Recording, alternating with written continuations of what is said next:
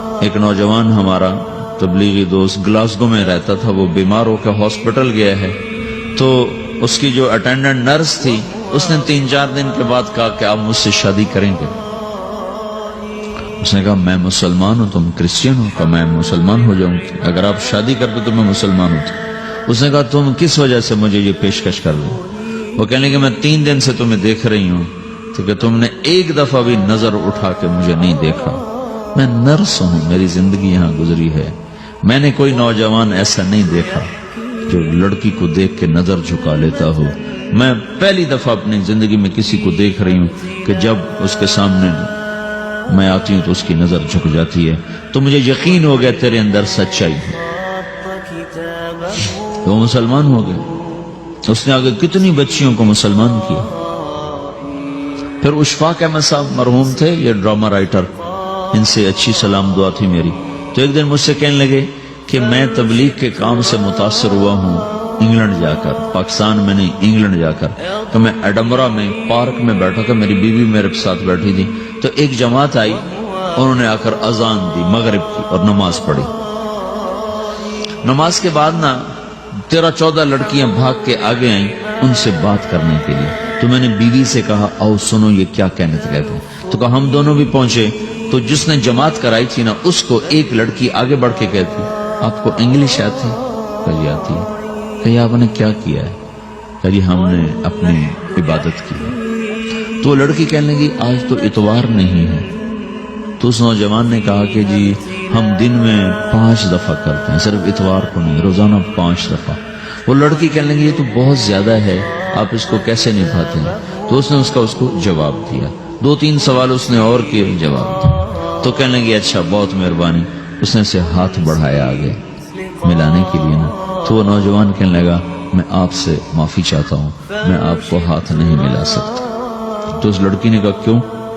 کہ یہ ہاتھ میری بیوی کی امانت ہے اور کسی کو نہیں لگ سکتا۔ تو لڑکی کھڑی تھی، وہ زمین پہ گر گئی، صرف اس بہت وہ زمین پہ گر گئی، کھڑے کھڑے وہ زمین پہ گر گئی اور وہ بچوں کی طرح رونے لگی پھوٹ پھوٹ کے، اور کہنے لگی وہ لڑکی کتنی خوش قسمت ہے جس کے تم خامد ہو، کاش یورپ کے مرد بھی ایسے ہی ہوتے۔ جس رب نے نفسیات بنائی ہے وہ اگر کوئی عورت کپڑے اتار دے تو اس کی نفسیات بدل جائے گی، چاہے وہ مغرب میں پیدا ہو چاہے وہ مشرق میں پیدا ہو۔ عورت کی نفسیاتی حیا ہے اور وفا ہے، کسی وفادار کی تلاش ہے، تو وہ اس کو پتہ بھی نہیں ہے کہ مشرق کا حیا کیا ہے، لیکن وہ اس کو اللہ نے عورت بنایا ہے، اس کے اندر کی وہ نہیں مر سکتی چیز۔ کاش یورپ کے مرد بھی ایسے ہوتے۔ اور آنسو پوچھتی ہوئی وہاں سے اٹھ کے چل دی۔ تو اشفاق صاحب مرحوم کہنے لگے میں نے اپنی بیوی سے کہا بانو آج وہ تبلیغ ہوئی ہے کہ لاکھوں کتابیں بھی چھپ جاتی، وہ کام نہ ہوتا جو یہ نوجوان اپنے عمل سے کر لیا۔ تو میرے عزیزو کٹی پتنگ نہ بنو، اپنی کٹی پتنگ کی منزل کوئی نہیں رہتی۔ اللہ اس کے رسول کے ہاتھ میں اپنے ڈور دے کے چلو، اللہ اس کے رسول کی غلامی میں اپنے آپ کو چلاؤ تو اللہ تمہیں بھاگ لگائے گا، عزت بھی دے گا۔ اپنی منمانی میں کوئی راحت نہیں، اللہ کی قسم کوئی راحت نہیں۔ 6 بر اعظم پھر کے تمہیں بتا رہا ہوں کہ جو اپنی ترتیبوں پر چلنے والوں کے دکھ آپ لوگ اندازہ نہیں لگا سکتے۔